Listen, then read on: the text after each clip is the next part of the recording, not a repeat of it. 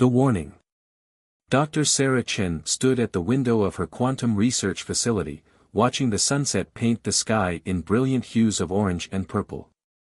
It would have been a perfect moment of peace if not for the weight of responsibility pressing down on her shoulders.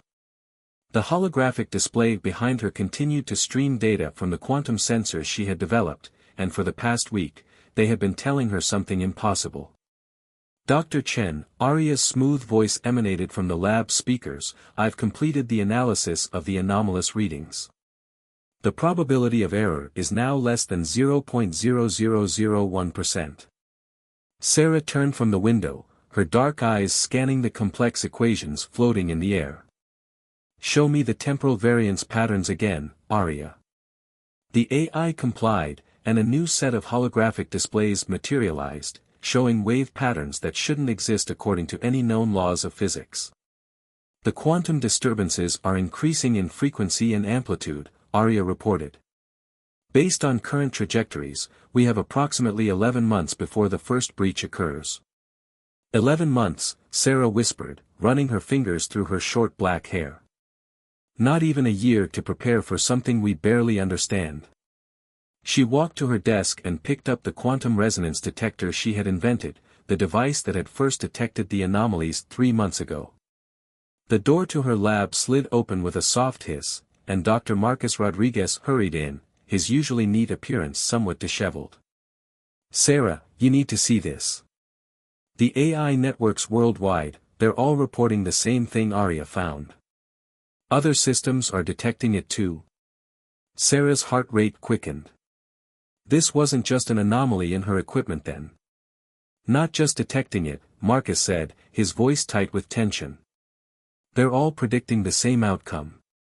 Every single advanced AI system on Earth is saying we're about to face an extinction-level event. Before Sarah could respond, the emergency lights in the facility began pulsing with a red glow. The main screen in her lab activated automatically, showing a live feed from the lunar observation post. What they saw made both scientists freeze in place. A massive ship, unlike anything humanity had ever constructed, was decelerating as it approached Earth's moon. Its surface seemed to ripple like liquid metal, and it was easily the size of a small city. Dr. Chen, General William Hayes's voice came through the communication system. I need you and Dr. Rodriguez at the Pentagon immediately. We're implementing Protocol Omega. Protocol Omega, the classified response plan for humanity's first contact with advanced alien life.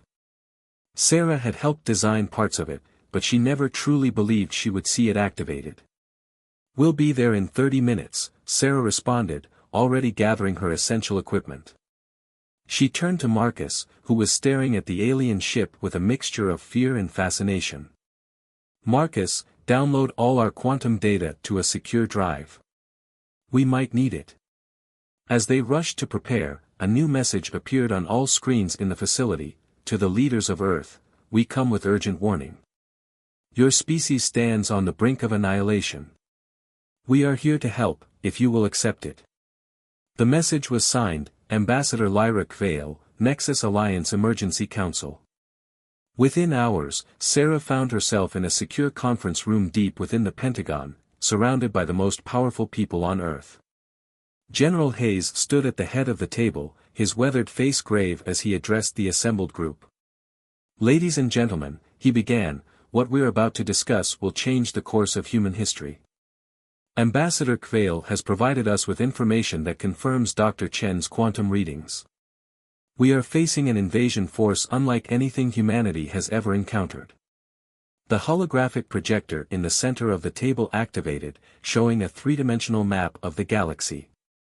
Red markers appeared, indicating the movement of what the Nexus Alliance called the Void Collective, a species that consumed entire civilizations to fuel their expansion. Commander James Davidson, recently appointed to lead Earth's fledgling space defense force, spoke up. What kind of time frame are we looking at, General? According to our allies, Hayes replied, the Void Collective will reach Earth in approximately 1 year. They've already begun sending advance forces through quantum breaches, exactly what Dr. Chen's instruments detected. Sarah stepped forward, her quantum resonance detector in hand. The good news is, we're not starting from zero. My team has been studying quantum field manipulation for years. If we combine our research with the Nexus Alliance's technology, we might have a chance. Dr. Elena Petrov, the stern-faced head of Earth's survival project, nodded in agreement. We need to begin immediate evacuation planning for our essential personnel and resources. We cannot assume we will be able to defend Earth successfully. The room erupted in heated discussion, but Sarah's attention was drawn to the quiet figure who had just entered, Ambassador Lyra Kvale. The alien diplomat moved with an otherworldly grace, her iridescent skin shifting colors slightly as she approached the table. Despite her alien appearance, her eyes held something recognizably human, concern. Dr. Chen, Lyra spoke, her universal translator converting her complex language into perfect English. Your quantum research may be the key to humanity's survival. The Void Collective uses quantum tunneling technology to breach planetary defenses. Your work in quantum field manipulation could help us develop countermeasures. Sarah felt the weight of responsibility grow even heavier. How many other civilizations have they destroyed? 17 in the past century alone, Lyra replied softly.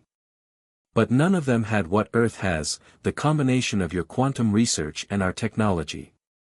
Plus, something else that makes humans unique, your adaptability. Commander Davidson joined them, his military bearing somewhat softened by curiosity. Ambassador, what exactly makes the Void Collective so unstoppable? Surely with your advanced technology. They don't just attack physically, Lyra interrupted. They infect and corrupt AI systems, turn a planet's own defense networks against it. They consume not just resources, but knowledge, technology, and consciousness itself. They are a plague that learns and adapts with each civilization they destroy. Sarah's mind was already racing with possibilities. Arya, she called out, knowing the AI was listening, begin analyzing the quantum signature patterns. Look for any vulnerabilities in their breach points. Already processing, Dr. Chen, Arya responded. I've also begun implementing quantum encryption protocols to protect against AI corruption attempts. General Hayes cleared his throat, drawing everyone's attention. We need to move quickly. Commander Davidson, begin coordinating with the Nexus Alliance to upgrade our defensive capabilities. Dr. Chen, you and Dr. Rodriguez will work with Ambassador Kvale to develop our quantum defenses. Dr. Petrov, start the evacuation planning. As the meeting continued, Sarah found herself standing next to Captain Maya Patel, the young but brilliant fighter pilot who would be leading Earth's first line of defense. Do you think we really have a chance? Maya asked quietly. Sarah looked at the holographic display showing the approaching threat, then at the determined faces around her, human and alien alike. We have to try, she replied. And maybe, just maybe, we'll be the ones who finally stop them. The next few weeks were a blur of activity. The public was informed of the impending threat, and surprisingly, humanity showed its best face in crisis. Instead of panic, there was determination. Instead of division, unity. Sarah worked around the clock with Marcus and their new alien allies, combining Earth's quantum research with Nexus Alliance technology. But it wasn't until a month into their preparations that they received their first real hope. Krell, a scientist who had escaped from the Void Collective, arrived with crucial information. The rogue aliens' insights into their enemy's quantum technology proved invaluable, though Sarah couldn't shake the feeling that Krell wasn't telling them everything. As Sarah stood in her enhanced laboratory, now filled with both Earth and alien technology, she watched the quantum sensors tracking more disturbances. The Void Collective was testing Earth's defenses, sending small probes through minute quantum breaches. Each one gave them more data, more understanding of their enemy's capabilities. Dr. Chen, Arya's voice interrupted her thoughts. I've detected a pattern in the quantum breaches. They're not random tests, they're mapping Earth's quantum field topology. Sarah's blood ran cold. They're learning how to break through our defenses before they even arrive. She quickly called an emergency meeting with Commander Davidson and Ambassador Lyra. As they gathered in the secure command center, Sarah realized that humanity's year of preparation might be much shorter than they thought. The race for survival had begun, and they were already running out of time. The first part of Earth's defense network was barely operational when they detected the first major quantum breach. Sarah watched from the command center as Captain Patel led her squadron against the Void Collective's advance forces. The battle would prove whether their preparations had any hope of success. As the quantum readings spiked off the charts, Sarah gripped her console and whispered, "Good luck, humanity. We're going to need it." And this was just the beginning. First contact. Captain Maya Patel's fighter screamed through the upper atmosphere, leading Earth's first engagement with the Void Collective's advance forces. The quantum-enhanced jets, retrofitted with Nexus Alliance technology, moved with unprecedented agility as they approached the breach point. "Alpha Squadron, maintain formation," Maya commanded, her voice steady despite the adrenaline coursing through her veins. "Remember your training. These aren't like any bogies you've ever encountered." The quantum breach manifested as a writhing tear in reality, its edges crackling with impossible energies. Through it came the enemy's advance force, sleek, black vessels that seemed to absorb light itself. Maya's tactical display, enhanced by Arya's real-time processing, highlighted vulnerable points on the alien craft. Contact in 3, 2, 1, engage. The battle that followed would be remembered as humanity's baptism by fire in interstellar warfare. Maya's squadron executed their attack patterns perfectly, their quantum-tipped missiles disrupting the enemy's energy fields. But the Void Collective vessels adapted quickly, their liquid metal hulls reshaping to counter each new threat. Back in the command center, Sarah Chen watched the battle unfold with Commander Davidson and Ambassador Lyra. The quantum sensors were feeding them data about every aspect of the engagement, and Sarah's mind raced to process the implications. "Their adaptation rate is unprecedented," Lyra observed, her skin shifting to a darker shade that Sarah had learned indicated concern. "They're learning from each hit, each miss." Commander Davidson leaned forward, his jaw tight. "Captain Patel, switch to pattern Delta 7. Let's see how they handle our quantum pulse weapons." Maya acknowledged the order, and her squadron regrouped for another attack run. The quantum pulse weapons were Sarah's creation, designed to disrupt the enemy's quantum field integrity. As the weapons fired, Sarah held her breath. The effect was devastating, but not in the way they had hoped. The Void Collective ships absorbed the quantum pulses, their hulls briefly glowing with stolen energy before redirecting it back at the Earth fighters. Two of Maya's squadron disappeared in balls of quantum fire. "Break off! Break off!" Maya's voice cracked with emotion as she watched her teammates die. "They're using our own weapons against us." Sarah turned to Krell, who had been quietly observing from the corner. "You said these weapons would work. You said they would disrupt their quantum fields." The rogue alien scientist's expression was unreadable. "They have evolved beyond my knowledge. The collective learns, adapts, grows stronger with each encounter. This is why they have never been defeated." Dr. Marcus Rodriguez burst into the command center, his tablet displaying urgent data. "Sarah, look at these readings. The quantum pulses didn't just fail, they gave the collective access to our quantum frequency signatures. They're using it to calibrate their next breach." A new alarm blared through the facility.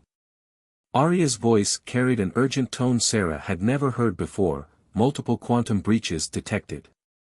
Spatial coordinates indicate simultaneous attacks on major cities worldwide." General Hayes's voice came through the command channel. This was just their test run. They wanted to analyze our defenses. "All units, fall back to secondary positions. Initiate Protocol Epsilon." As Maya's remaining fighters retreated, Sarah watched the tactical display with growing horror. The Void Collective wasn't just attacking, they were systematically probing Earth's defenses, gathering data for their main invasion force. Ambassador Lyra approached Sarah, her movement urgent. Dr. Chen, there's something you need to know. Something we've kept from you because we weren't sure humanity was ready. Sarah turned to the alien diplomat, noticing that Krell had quietly slipped out of the room. What is it? The Void Collective, they're not just consuming civilizations. They're searching for something. Something they believe Earth possesses, though you may not even know you have it. Before Lyra could elaborate, Dr. Elena Petrov interrupted with urgent news. The quantum breaches, they're not random. They're forming a pattern around the planet. It's like they're creating some kind of grid. Sarah's mind connected the dots. They're not just mapping our defenses. They're preparing to envelope the entire planet in a quantum containment field. She turned to Commander Davidson. We need to evacuate the civilian population from major cities immediately. When their main force arrives, those will be their primary targets. The next few hours were chaos as the world's military and civilian authorities scrambled to respond to the threat. Sarah worked frantically with Marcus to analyze the data from the failed engagement, looking for any weakness they could exploit. The quantum pulse weapons failed because we approached it wrong, Sarah muttered, more to herself than to Marcus. We tried to disrupt their quantum fields from the outside. But what if we could introduce the disruption from within their own system? Marcus looked up from his calculations. Like a quantum virus? But we'd need to understand their base code structure, their fundamental. Their consciousness, Krell's voice came from the doorway. The alien scientist had returned, carrying what looked like an ancient data crystal. What you need is contained in here, the original consciousness code of the Void Collective, from before they became what they are now. Sarah took the crystal carefully. Why didn't you share this before? Because using it comes with a price, Krell replied softly. To implement this solution, someone would need to interface directly with the collective's quantum network. Their consciousness would need to enter the void itself. The implications were clear, it would be a one-way trip. Before Sarah could respond, another alarm sounded. This time, it was Ambassador Lyra who brought the news. Our long-range sensors have detected their main fleet. They've altered their timeline. They're not waiting a year. They'll be here in 2 months. Sarah looked at the crystal in her hand, then at the tactical display showing the quantum grid forming around Earth. They had failed in their first real engagement with the enemy, lost good people, and now had far less time than they had planned for. But the crystal represented hope, if they could figure out how to use it. Arya, Sarah called out, begin analyzing this crystal's data structure. Cross-reference it with everything we know about quantum consciousness transfer. Processing, Dr. Chen, the AI responded. But I should warn you, attempting to interface with the Void Collective's network would require a fundamental alteration of human consciousness. The risk of complete psychological dissolution is approximately 99.8%. The price of knowledge. Sarah Chen stared at the ancient crystal in the specialized containment field, its surface pulsing with an inner light that seemed to whisper secrets from another age. The laboratory around her had been transformed into a hybrid of Earth and alien technology, all focused on unlocking the crystal's mysteries. The neural interface is ready, Dr. Marcus Rodriguez announced, adjusting the settings on what looked like a cross between a quantum computer and a medical scanner. But Sarah, are you sure about this? The risks. We don't have a choice, Sarah interrupted, her voice firm despite her inner turmoil. 2 months, Marcus. That's all we have before their main fleet arrives. We need to understand what we're really fighting. Ambassador Lyra stood nearby, her iridescent skin reflecting the crystal's pulsing light. Dr. Chen, there's something else you should know before you proceed. The crystal, it contains more than just the Void Collective's original consciousness structure. It holds the memory of what transformed them. Commander Davidson, who had insisted on being present for the procedure, stepped forward. Transformed them from what? From beings not unlike yourselves, Krell answered, emerging from the shadows where he'd been observing. The Void Collective was once a civilization of scientists and explorers. They discovered something they believed would elevate their species to a new plane of existence. Sarah settled into the neural interface chair, watching as Marcus attached the quantum sensors to her temples. What did they find? They found the key to transcending physical form, Lyra explained. But in their ambition, they reached too far, too fast. Instead of transcendence, they achieved something else, a hunger that could never be satisfied, a void that could never be filled. Arya's voice joined the conversation. Dr. Chen, I've completed my analysis of the crystal's base code structure. It appears to be a quantum-encoded memory matrix, but accessing it will require more than just reading the data. You'll need to experience it. Sarah nodded, her decision made. Start the interface sequence, Marcus.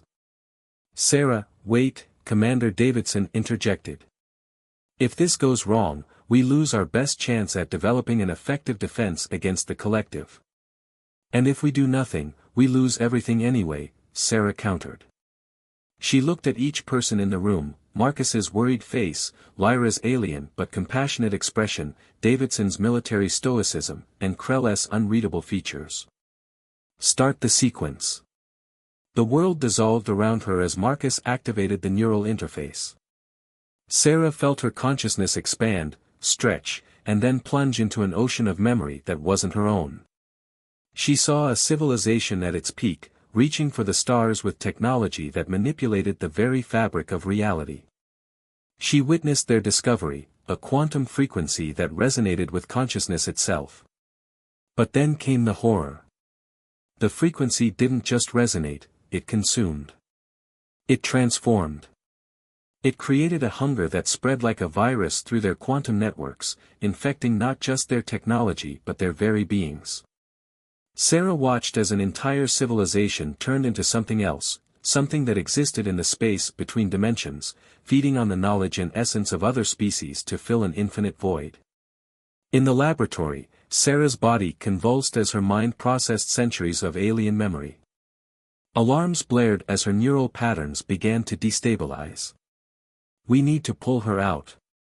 Marcus shouted, reaching for the emergency shutdown. Wait.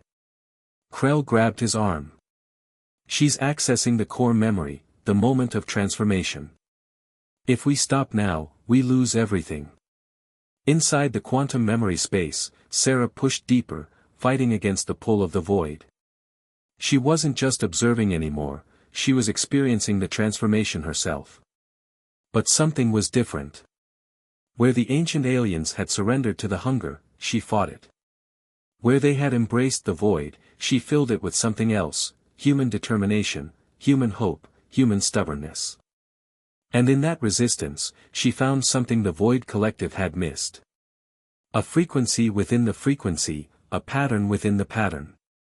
Not transcendence, but balance. Sarah's eyes snapped open as her consciousness slammed back into her body. Blood trickled from her nose, but her eyes were clear and focused.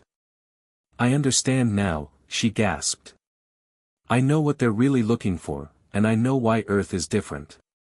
Before she could explain, Captain Maya Patel's voice came through the command channel, multiple quantum breaches detected. They're not waiting anymore, the main fleet is coming through. The tactical display showed dozens of massive ships emerging from quantum breaches around the planet. But unlike the advance force, these ships were different. They were larger, more organic in appearance, and at their center was a vessel that dwarfed all others, the flagship of Skor, leader of the Void Collective. They felt what I did in their quantum network, Sarah realized, wiping the blood from her nose. They know we've accessed the crystal. They're coming for it, and for what Earth has that they lost. What do they want? Commander Davidson demanded. What makes Earth so special? Sarah looked at the crystal, then at her quantum readings. Consciousness diversity. Earth's biosphere, our technology, our AI, it's all built on patterns of organized chaos, of diversity working in harmony. The Void Collective lost that when they transformed. They became a singular consciousness, endless but empty. We have what they lost, what they need to complete their transcendence. General Hayes's voice cut through their realization, all defense forces, battle stations. This is not a drill. I repeat, this is not a drill.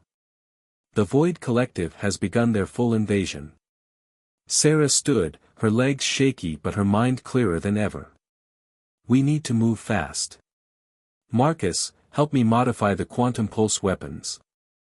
We're not going to fight their technology, we're going to remind them of who they used to be. As alarms blared throughout the facility, Sarah looked at the tactical display showing Earth's defenders mobilizing against an enemy that had never been defeated. But now they had something no other civilization had possessed: understanding. Score isn't just coming to consume Earth, Sarah explained as she worked. He's coming to prevent us from sharing what we've learned with his people. Because deep inside the void, they're still in there, waiting to remember who they were. The question was, could they implement their solution before Earth became just another consumed civilization in the Void Collective's long history of conquest? The next few hours would determine not just humanity's fate, but potentially the redemption of a species that had lost itself in the pursuit of transcendence. As Sarah and her team raced against time, the skies above Earth began to darken with the shadows of 1,000 void ships. The final battle for humanity's survival was about to begin, and this time, the weapons would be powered by understanding rather than fear. Sometimes, Sarah muttered as she worked, the key to survival isn't just about fighting back. It's about helping your enemy remember who they used to be. Echoes of humanity. The massive void ships filled Earth's skies like a spreading inkblot, their quantum fields distorting the very air around them. In the command center, Commander Davidson watched as Earth's combined defense forces engaged the enemy, but this time with a different strategy. All units, hold positions, he ordered. Wait for Dr. Chen's signal before deploying the modified quantum pulse weapons. Captain Maya Patel's voice crackled through the comm. Sir, the enemy flagship is launching some kind of energy probe. It's scanning everything. In her laboratory, Sarah worked feverishly with Marcus to complete the modifications to Earth's defensive network. The knowledge she had gained from the crystal wasn't just technical, it was emotional, personal. She had felt the echo of who the Void Collective used to be, and that understanding was now the key to humanity's survival. Arya, Sarah called out, begin broadcasting on all quantum frequencies. Use the resonance pattern I extracted from the crystal. Broadcasting now, Dr. Chen, the AI responded. But I'm detecting an unusual response from the enemy fleet. Their quantum signatures are fluctuating. On the massive flagship of the Void Collective, Score felt something he hadn't experienced in millennia: doubt. The humans weren't just fighting back, they were reaching out across the quantum network with fragments of memory that should have been lost to the void. Impossible, he whispered in the language of quantum vibrations. The crystal was destroyed. Its memory was lost. But the evidence was undeniable. The quantum pulse that Earth was broadcasting carried within it the pure consciousness patterns of his species past. Before the hunger. Before the void. Before the endless consumption of civilizations in a futile attempt to fill the emptiness. Sarah's voice, transmitted across all frequencies, echoed through the quantum network. You don't have to do this. We understand what you lost, and we can help you find it again. Your hunger isn't just for knowledge or consciousness, it's for the diversity you sacrificed in pursuit of transcendence. In orbit, Maya's squadron held position, their fighters equipped with the modified quantum pulse weapons. She watched in awe as the massive void ships seemed to shudder, their liquid metal surfaces rippling with unexpected patterns. Something's happening, she reported. The enemy ships, their quantum signatures are changing. Krell, monitoring the readings from the command center, suddenly straightened. They're remembering. The quantum pulse isn't just carrying memories, it's carrying the emotional resonance of their past. Dr. Chen found a way to bypass their technological defenses and reach the consciousness trapped within. But Score wasn't ready to relinquish control. The flagship's weapons powered up, targeting Earth's major population centers. "You understand nothing," his quantum voice boomed across all frequencies. "We evolved beyond the limitations of individual consciousness. We became perfect." "Perfect?" Sarah challenged, her voice steady despite her exhaustion. "Perfect beings don't hunger. Perfect beings don't consume civilizations trying to fill an endless void. You didn't evolve, you ran away. From diversity, from chaos, from the beautiful imperfection that makes consciousness worth having." Ambassador Lyra, watching the confrontation unfold, suddenly understood. "The Nexus Alliance, we've been fighting them wrong all this time. We tried to match their technological superiority when we should have been reminding them of who they were. The battle that followed wasn't fought with conventional weapons. As Score launched his attack, Earth responded not with destruction but with connection. The modified quantum pulse weapons didn't disrupt the Void ship's fields, they synchronized with them, carrying the emotional resonance of 1 billion human minds. "All units, fire!" Commander Davidson ordered. Maya's squadron launched their payload, and the quantum pulses struck the Void ships. But instead of explosions, there was illumination. The liquid metal hulls began to pulse with colors that hadn't been seen in millennia. Inside the Void ships, something ancient stirred. The singular consciousness that had dominated for so long began to fragment, not into chaos, but into harmony. Individual awareness began to emerge from the Void, carrying with it memories of who they had been. "No!" Score's quantum scream echoed across space. "I won't let you destroy what we've become." The flagship's main weapon powered up, preparing to unleash a quantum blast that would tear Earth's atmosphere apart. But before it could fire, something unexpected happened. The other Void ships, their crews awakening to their lost individuality, began to turn against their leader. "They're breaking free," Krell whispered in awe. "The collective consciousness is dissolving." Sarah watched the tactical display as Void ships began to power down their weapons. The quantum network that had bound them in singular purpose for so long was transforming, becoming a symphony of individual voices rather than a monotonous drone. But Score wasn't finished. His flagship, still under his control, launched a desperate attack. Quantum torpedoes streaked toward Earth's surface, each capable of destroying a continent. "Maya!" Sarah called out. "The flagship's quantum field is destabilizing. Its consciousness network is corrupted. You have one chance." Captain Patel understood. Leading her squadron in a desperate attack run, she targeted the exact points where the flagship's quantum field was weakest. The combined strike of her squadron's remaining quantum pulse weapons hit just as Score's own system began to collapse. The result was spectacular.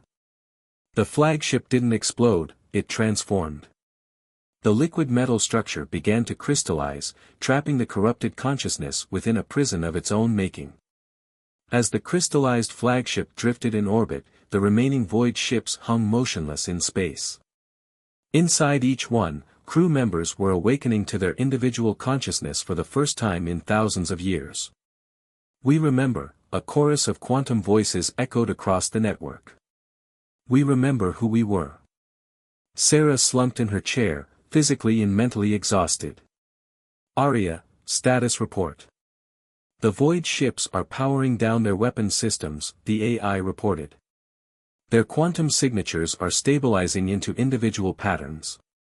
"Dr. Chen, you did it. You found a way to save both humanity and the Void collective." But as the immediate threat subsided, Sarah knew their work wasn't finished. The transformed Void ships would need help adapting to their restored individuality. Earth would need to rebuild and prepare for future threats. And somewhere out there, other civilizations might be facing their own existential challenges. "We all did it," Sarah corrected, looking at her team, human, alien, and AI alike. "We remembered that survival isn't just about fighting back. Sometimes it's about helping others remember who they really are." As the sun rose over Earth, casting its light on the crystallized flagship and the transformed Void ships, humanity faced a new chapter in its existence. They had not just survived, they had helped heal an ancient wound in the fabric of galactic civilization. But in the depths of space, something stirred. The quantum ripples of Earth's victory had awakened something else, something that had been waiting, watching, and preparing for this very moment. The year of intergalactic survival was not over yet.